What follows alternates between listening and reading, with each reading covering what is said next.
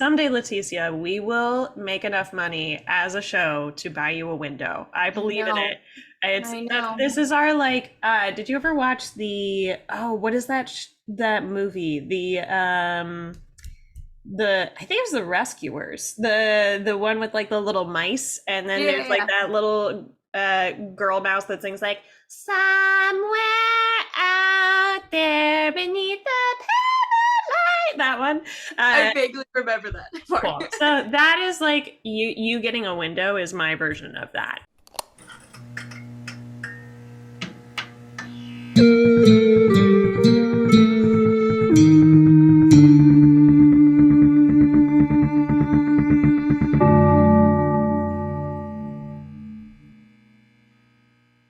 Hi, welcome to this week's bonus action. The bonus action Yeah. committee, Population Moi, is very excited to bring you the final cast interview. Yay! So We made exciting! it. We made it. We finally did Yeah. it. In order to do that final cast interview, I have someone to introduce for you. This person is our enigmatic elf, our badass blood hunter. She has studied, she has took her exams, she has passed the bar. She is our certified rules lawyer, Leticia! Yay! Woo! Awesome. Hey Leticia, how you doing today? I am doing all right. Up a little earlier than I normally would be, but you know what? We got Mm-hmm. coffee Yeah. and red lipstick, so here we go. Yeah, you know what? If you have to get up early, those are the things that you need. So, Leticia, I'm sure no one on the show has ever seen you before, so please introduce Mm. yourself. Who are you and who do you play? Yeah, so my name's Leticia Julian, and I play Rhea, the blood hunter on our show. Amazing. Cool. And what do you do off camera for us? Off camera for unfinished business, I run a social media account. I try to make it seem like, well, I run our Instagram, I should say, and I try and be, make it seem like it's not me, but who knows if that's succeeding. So now you know if you were already wondering. I also have started with Dyer. We've started editing every other episode. And I'm sort of somehow in charge of our finances, the Yeah. very little we have. So buy us more coffee so I can do more things. Yeah. Also, buy us more coffee so Leticia doesn't have to work as hard because she's doing everything all the time. Thank you for doing everything all the time. Yeah, We all appreciate good. it. So, we may have answered this question already, but coffee or tea? Yeah, definitely coffee. There are definitely days where I want just a cup of tea, and I love tea, but I am also a barista, so just Mm. all the coffee. All the coffee all the time. Yeah. Do you Mhm. like, is there a cutoff of like the time of day that you can drink coffee, or are you like a coffee any time of day person? I'm a coffee any time of day person. I have the past year or so, I've noticed that I think it's like catching up with me a little bit more than it does. So Mm-hmm. I used to be like, it doesn't affect me at all. Recently, I've noticed I think it does keep me up a little bit. Uh-huh. Uh, but I also think that it's just like I could still fall asleep if I tried. It makes me, it doesn't, I don't get tired as soon. So I Ah. don't think to go to bed as soon since I Uh-huh. am not a responsible adult who has a bedtime. I thought you were gonna say I could fall asleep if I tried harder. If I just tried harder to fall asleep, then I I would. mean, also. What about shoes? Heels or flats or sneakers? Ooh, you'd think I would know all of these answers already after having watched everyone else do this. Listen, it's been a long time coming. We've done this over Yeah, several months at this yeah, point. yeah. So, I think more sneakers. But really, like my favorite pair of shoes I own is my combat boots. So I feel like those are like closer to sneakers than anything else. didn't even list boots as an option. I should have done that. That's my bad. Yeah. All good. What about magic or might? Ooh, I'm also very torn on this one because in real life I did fencing for a while. And so I'd Mhm. like to think I could just like hold my own with a sword. Yeah. Uh, but I think we're gonna go magic because I just feel Mm. like you could do some cool stuff. And then if you could also throw some sword play in there, you'd be awesome. Yeah. Yeah, yeah, yeah. Well, and It's I feel almost like I play a class that is both magic and might. Hmm. Weird. Huh. Hmm. Hmm. Huh. Hmm. What are three things that you can't live without, either like literally or like emotionally? You can't live without. This is one I definitely should have prepared for. Mm-hmm. Um, I think I hate to admit this, but I think if I didn't have my phone, Mm. my life would be a lot harder. Yeah, that's real. I've become very dependent on it. So probably Yeah. that. Do you remember Um, the time when there were like not phones readily accessible to yeah, people? Like like in our vaguely. in our youth? Like when Yeah, we it's just crazy to think about how yeah. different that is now. I can also like when I went to college, I didn't have a smartphone, and so like I can remember printing out directions from Google Maps to try and like get places. I did that too. And yeah, I had a Oh my couple times where I remembered to print out directions to get to where I was going, but not how to get back. And so then I'm like driving and trying to like reverse engineer. It was a mess. Because I'm also bad at directions. God. So having Google Maps readily available on my phone to get me wherever I need to at any point is magical. Absolutely. Agree. Um, so yes, that's one. Honestly, well, let's go with sleep for the other. I Fair. sleep. I love sleep so much. Mhm. I saw a New York Times article about this lady who has like a nap ministry, I think she calls it. Hmm. And it's basically just like she's trying to like instill in our society the need for rest more. She's like, I consider a day a win, or a week of like productive based on how many naps I took. Huh. Um, like, Cool. fascinating. So yes, and then we'll go with stories. Just Hmm. in any form, I would just need stories in some sort of form. Speaking of that, of stories, we know that you love books and good TV and all of that. So, do you have a current TV book obsession? Um, so I'm really book wise. I recently discovered N.K. Jemisin, and I'm like real late to this train. I But also do not know this train, so give me yeah, the skinny. so she is awesome. She is a Black femme author. Her like big trilogy is the Broken Earth trilogy, I've heard of which that. is Yeah. yeah, I think Mhm. I have recommended it. That's um, probably, yep. yeah, Mhm. it's a little sci-fi, it's a little fantasy, it's a little definite commentary on real world stuff. And it was she's the first author to win a Hugo Award for every book in 3 years in a row. Because she's the first author to win the Hugo Award for every book in a series. Well, Um, shit. yep. So it's a trilogy. So yeah, every one book came out every year, and she won the Hugo Award each time for those Mm. books. Mhm. Because they are amazing. They will break you a little bit, but they're really good. Mm. I also read her. Oh crap! I want to say it's like the Blood Moon duology. I Mm. don't know why I'm blanking on this. Please hold for Google.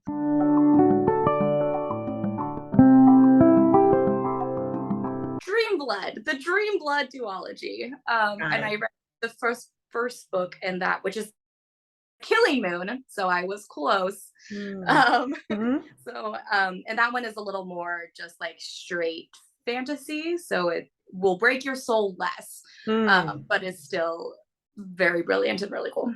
Is she your favorite fantasy writer, or is someone else your favorite fantasy writer? So I've this is very silly. I've been considering this for a while, and I'm at Mm. the point where I'm like, I don't know. I don't have a ready answer at the moment. My answer for quite a while there was Patrick Rothfuss Mhm. was my favorite, just because I love his two books of his trilogy that are out, but we've been waiting on the third book since I was in college. So it's a Cough, very, cough, very Patrick. long time. Yeah. And at this point, all of us are like, is he gonna pull a George R. R. Martin? Are we never getting this last book? Because Mm-hmm. but it's very good. So I do like him. His prose is just absolutely beautiful. But yeah, N.K. Jemisin's also awesome. So she's creeping up on Patrick Rothfuss there. So We also know that you are a fan of the board games. yeah. So I know this may be hard to pick, but do you have a favorite tabletop game? Um, this is so hard because I have like an answer I always give at work. But we're just gonna go with, I think probably my favorite right now is Arkham Horror, the board game. Mm. So there's like Arkham Horror, the board game, and there's Arkham Horror, the card game. And I do really like the card game, and I play it a lot with friends. But I personally own the board game, and it does have a solo mode that you can play, which Oh, I cool. definitely enjoy doing. So Hmm. it is like it's Lovecraftian. And so you're like investigators and you'll have different missions that you're trying to accomplish as like old gods try to take over the world. And it's very like story driven and it's fun because it can be a little bit different every time. So when you like start the game, you don't know what like the end goal is to win. You Mm. just know I have to do this thing before this bad thing happens. Hmm. And depending on whether you can do that determines what happens next. So if the Yeah. bad thing happens first, then now you have to do this thing before this other bad thing happens. But if you succeed first, it makes it a little bit easier to keep ahead of the bad things. So it's like a Um, choose your own adventure book, but a game instead that is specifically Lovecraftian, but like not choice as much as I failed at this mission and now I have to yeah, choose this. Yeah. yeah, yeah, yeah. It's definitely difficult, which I think is the hallmark of a good cooperative game. Because if it's too easy, like that's what gives cooperative games like their replayability is the fact that they're hard to beat. Um, so I highly recommend it. Switching gears to your life, what is Mhm. the most adventurous thing you've ever done? I did like I don't know if it's technically bungee jumping, but like off of a bridge in Ah! once. And as someone who is terrified of heights, Uh-huh. I'm just gonna claim that. Yeah. Yeah, yeah, Yeah, yeah. When did that happen? I was young. I was in like middle school, maybe. Ooh. Yeah. Mm-hmm. Yeah, Mm-hmm. yeah. Wow, that's scary to me. I don't know if I could do that. That's I now oh. I don't know if I could do it again. Is Mm. honestly the it took a lot of psyching up to do it in the first place, and Yeah. I Hmm. don't think I could do it again. Do you think it was worth it? Was the experience worth it? Or were you kind of just like, ah, I'm good now. That's fine. It's kind of a mix. It's like on the one hand, I'm proud of myself and I have a good story from it. On the other hand, um, so where I went to boarding school in West Africa. I grew up overseas. Yeah. And there was this beach we used to go to, and there was like this really high cliff that you could like jump off of into the ocean. Mm. Again, I don't like heights. B, it's not the calmest beach. And so yes, the fact that you're like jumping off next to a cliff, there's always something that could go wrong. And I always told people, they were like, oh, you should come, you're gonna regret it if you don't. And I was like, I don't think I will, and I was right. So it's very possible that I would not have regretted missing out on jumping off a bridge, but it is a good story, so Mm. I'll take it. Mhm. So you literally did jump off a bridge because all your friends told you to. I did, and my parents too. So, speaking of your past and your youth, what is one thing that you wish you knew when you were 19? Um, there are so many things. Mm. um, I think I wish the biggest thing is like it's okay to have your own opinions and your own feelings. And I think I like it was one of those, I knew it, and Mm-hmm. I knew that was the right thing, but it's taken me a lot of years to like be okay with that, and Right. There's feel a that. difference between like, oh yeah, in theory I could have my own feelings, but I don't. It's fine, Yeah, like yeah. yeah. Mm-hmm. And so yeah, and it's taken a lot of work to get there, but it also could have saved me a lot of time if Mm-hmm. I had just sort of embraced that from the beginning. Yeah. Yeah. It's hard. It's a hard It thing. is. It is. Emotions are hard. They I still are. really like them. So, Yeah, work yeah, in yeah. progress. Yeah, go to therapy, everyone. I will But say this until I die. Okay, yep. so what about D&D?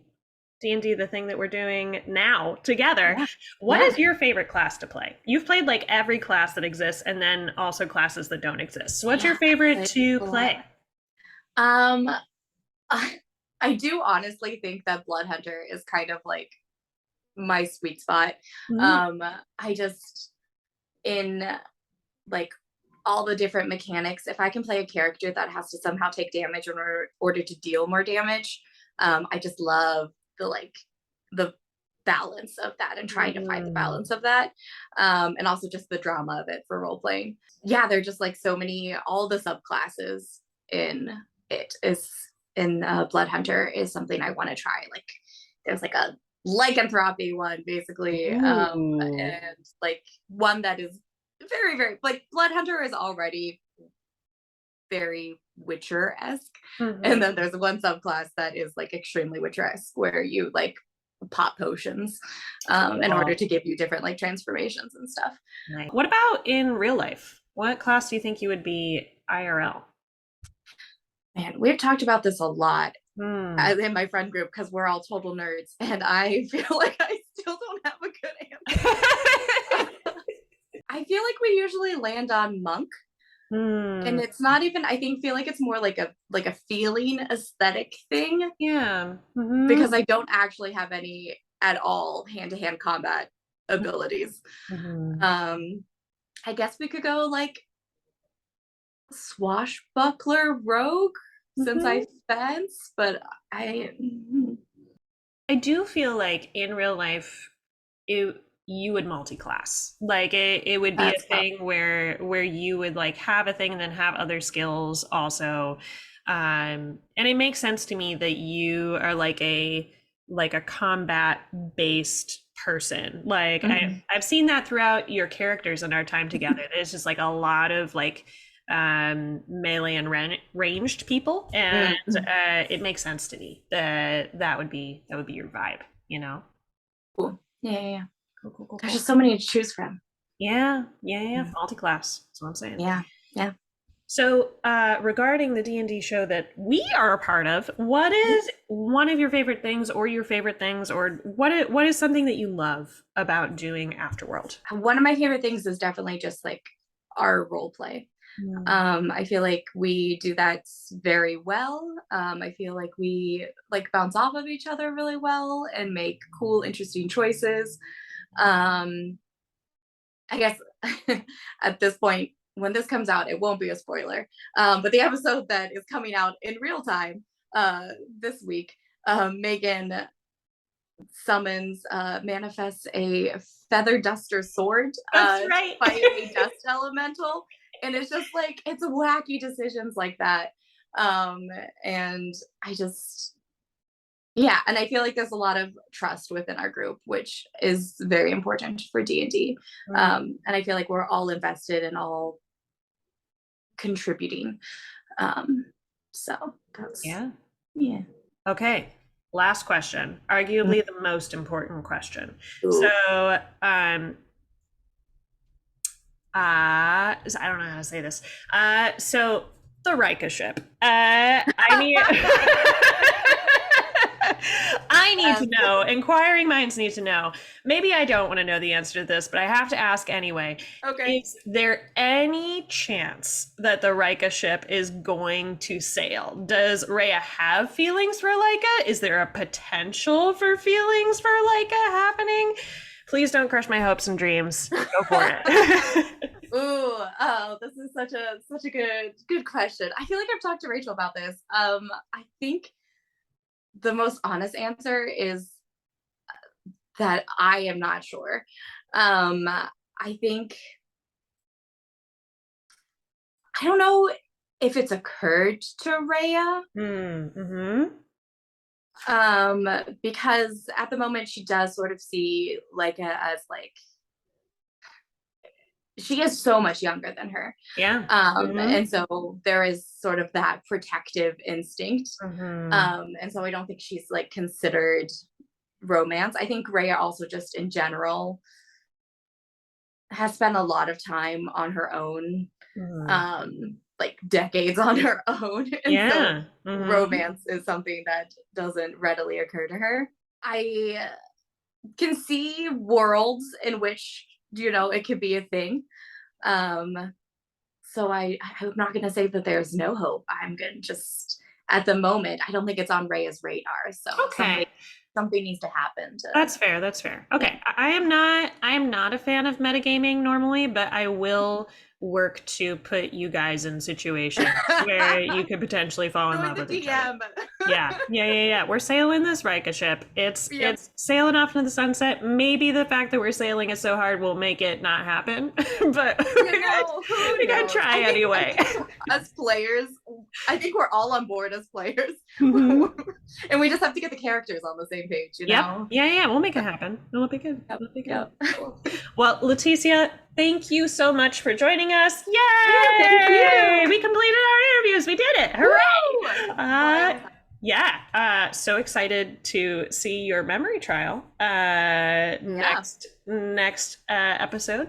And we'll see you next time. Remember, your champions are scholars and you have great boobs.